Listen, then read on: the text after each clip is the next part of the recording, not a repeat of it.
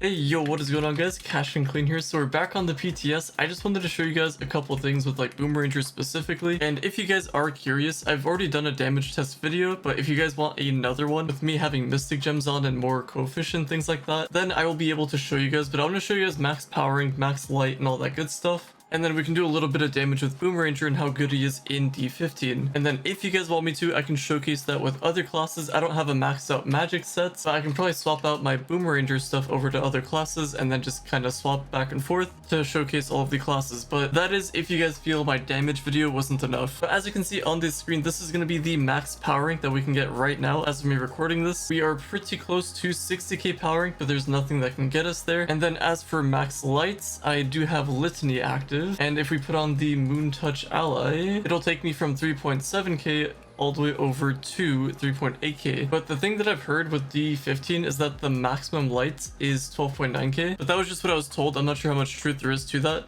Because if you didn't know, there's a light cap for all of the enemies, unless you're doing bosses. So Leviathans, Delve bosses, things like that, it's pretty much uncapped, so the more light you have, the better. But when you're fighting enemies at 12.9k, I guess that's the max for D15. Like I said, I'm just going based off of what somebody else said, so if that's the case, then that means the maximum coefficient that we can have, I mean, this is going to be the best ally for it. We go all the way up to 83 mil coefficients, and I do not even have the ship buff active, and then I also don't have, there's like the 1% buff, doesn't really do much, but I can go put that on as well. And also, if that's the case, if we don't need this extra bit of light, that means we can swap out our runes for this premium fish fillet over here. So that puts us at 85 mil coefficients. And I guess while I'm doing this, I'll just throw on the potion effect, which would be this one over here. I can do the buff or the potion. I'll just throw on the potion because why not? So 85.7, this puts us at 86 mil coef. So there we go. I mean, if I really wanted to, I could just swap off the subclass off of light as well. But I don't know, 86 mil coef. Let's just go get the ship buff real quick. If you guys don't know what the ship buff is, it is gonna be this thing over, I don't have it.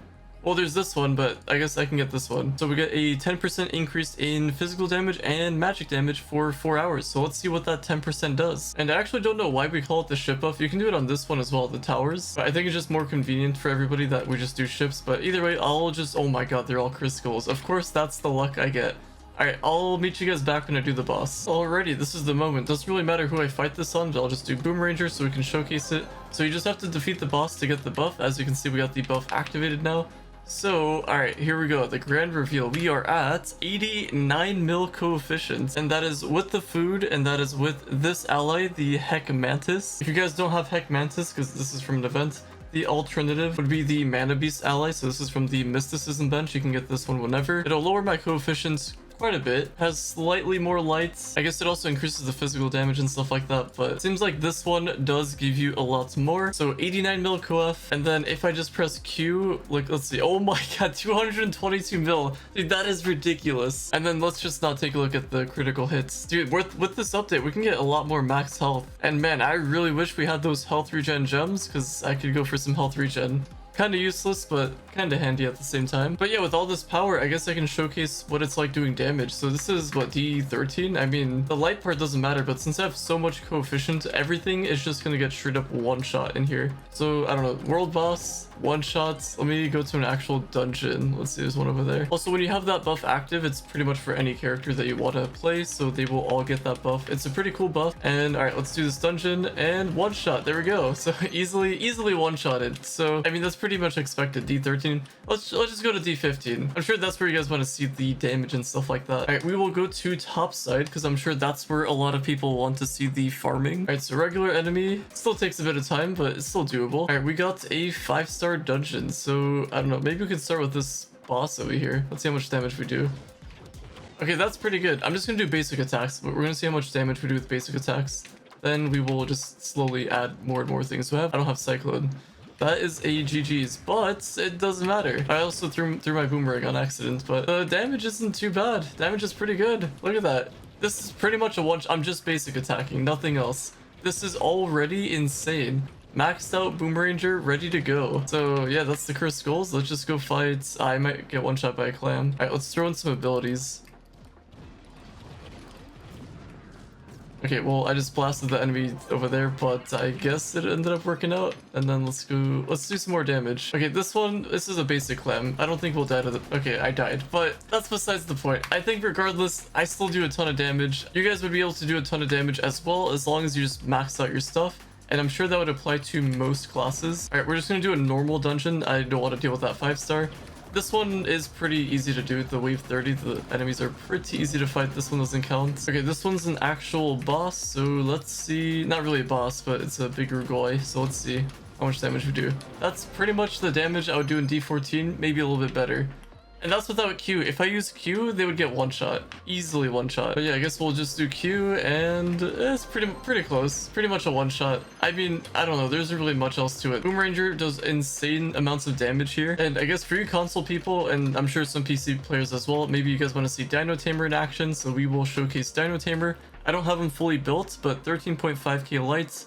These are all maxed. You can check out my stats. I do not have magic damage at all for my star chart. I think a couple things. We're going to use Orcheon. I'm going to use the movement speed banner. I'm going to use no ring effect. We got the Bard subclass. And then I just have my big gem done over here. And then everything else is just mystic. So in case you wanted to compare it in that way, if you have a better build, then so be it. But also, I'm going to take off Trailblazing for now just to use the Arcane emblem just to see what it's like with him.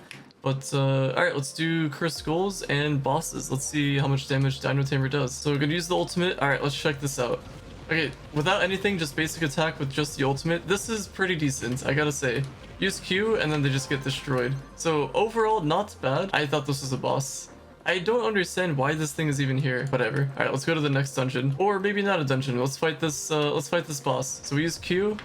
That's pretty good damage. And if you maxed out your Dino Tamer, that would be insane amounts of damage. So it just makes it so like every class is pretty much viable. So another Cursed Skull will just destroy them over here. The cool thing about this is that if you jump up higher, they kind of meet in the middle there. So just like some little fun facts there. But I want to find an actual boss, so let's see if I can find one. All right, let's see how much damage we do here. That's not too bad. That was pretty decent as well.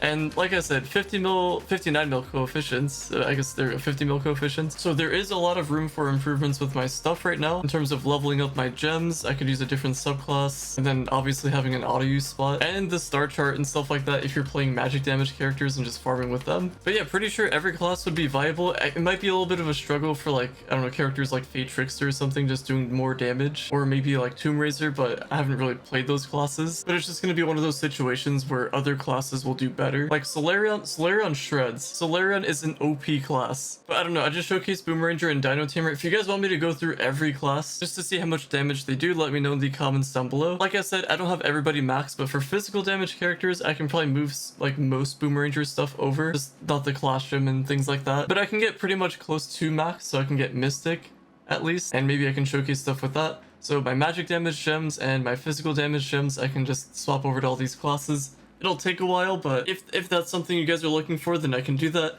Or if you want me to showcase doing damage against like a Leviathan or something, which with Boomeranger, I feel like I don't really have to show. I've showcased that in my damage video if you guys want to check that out. Like I didn't even have a maxed out Boomeranger and I was able to destroy the Ifera boss. But yeah, the main things that I did want to showcase is the coefficient, the light, and the new power rank. And I don't know why these allies are 20 power rank, but if I swap back to Scorpius, then I go back to max power rank. So in the meantime, hopefully we get something that brings us up to 60k power rank, because I'm sure that's where Mystic Gear is hiding. And when I say hiding, I'm talking about the gear crafter boxes. So hopefully that grind becomes easier, and then people can just access it a little bit easier. And yeah, apart from that, I don't think there's really much else to test out with the PTS. I did want to show one more thing though. The 10th life has a new image now. It's a little bit hard to see, but I guess if I go over to a gem that is needing levels, as you can see, this is the new 10th life. I know it says 9th life, but it's my mod. It's bugging out. Just pretend that says 10th life. It's the same description, same everything, but they actually changed the picture. So it makes sense now. Now they just have to change the name 10th life to something else. And then after that, they just have to remove it from the game because it just makes absolutely no sense. And then apart from that, they gotta make it easier to get 9th lives, because getting 1 to 3 a week is awful. But I don't know, just my overall thoughts. And like I mentioned, if there's something you guys want to see, let me know in the comments down below. And on that note, thank you all so much for listening, watching, viewing, and subscribing. And I'll talk to you guys later.